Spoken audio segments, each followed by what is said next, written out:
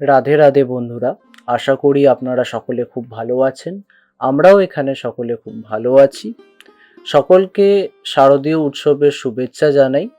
শারদীয় উৎসব মানেই হচ্ছে দুর্গাপুজো, আর দুর্গাপুজো তো এই চলেই এসছে। আজকে যখন আমি ভিডিওটা রেকর্ড করছি, অডিওটা রেকর্ড করছি, তখন তৃতীয়া হয়ে গেছে। এবার এই ভিডিওটা মহালয়ার দিন রেকর্ড করা হয়েছিল, বাট একটু অসুবিধার জন্য এটাকে এখন ছাড়া হচ্ছে।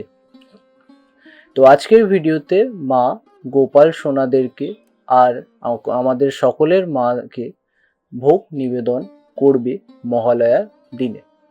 জানেন বন্ধুরা, মহালয়াটা এতটা গুরুত্বপূর্ণ কেন? হ্যাঁ, একটা কারণ তো এটা আছেই, যে এই দিন মা দুর্গা মহিষাসুরকে বধ করেছিলেন। কিন্তু আরেকটা খুব বিশেষ কারণের জন্যও মহালয়াটা খুবই গুরুত্বপূর্ণ, সেটা আমি আজকে আপনাদেরকে বলবো। মহাভারতে যখন কর্ণের মৃত্যু হয়ে গেছিল, আর যখন সে মর্তলোকে গিয়ে পৌঁছায়, সে দেখে যে সে স্বর্গ পায়নি। তার বদলে ও নিজের সেই গয়নাগুলো ফেরত পেয়েছিল, সোনা গয়নাগুলো, যেগুলো সে দান করেছিল। তখন সে ইন্দ্র দেবতার কাছে গিয়ে পৌঁছায় যে, হে প্রভু, আমি সারা জীবন সৎ পথে চলিলাম, কিন্তু তাও আমি কেন স্বর্গলোক পেলাম না? তখন ইন্দ্রদেব তাকে মনে করায় যে তুমি নিজের পূর্বপুরুষদের শান্তির জন্য কিছুই করো,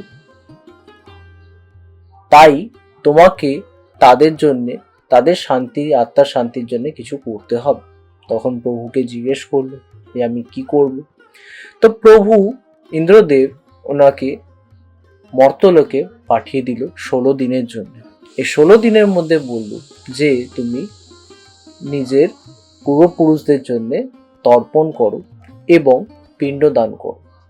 তো কর্ণ এই কথাটা মেনে রেখেই পিণ্ডদান 16 দিন অবধি জল দান আর পিণ্ডদান করলো নিজের পূর্বপুরুষদের আত্মার শান্তির জন্যে। তর্পণটা শেষ হয় মহালয়ার দিনে। তাই জন্যে মহালয়াতে যদি আমরা নিজের পূর্বপুরুষদের শান্তির জন্যে তর্পণ করি, পিণ্ডদান করি, তাহলে তারা শান্তি পায়। আর তাই জন্যে মহালয়াটা এত গুরুত্বপূর্ণ।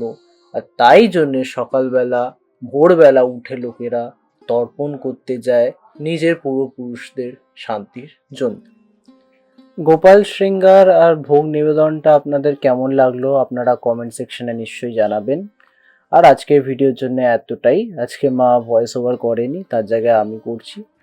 তো আমার ভয়েস ওভারটা কেমন লাগলো আপনারা সেটাও বলতে পারেন। তো আজকের ভিডিওর জন্য এতটাই। দেখা হবে নেক্সট ভিডিওতে।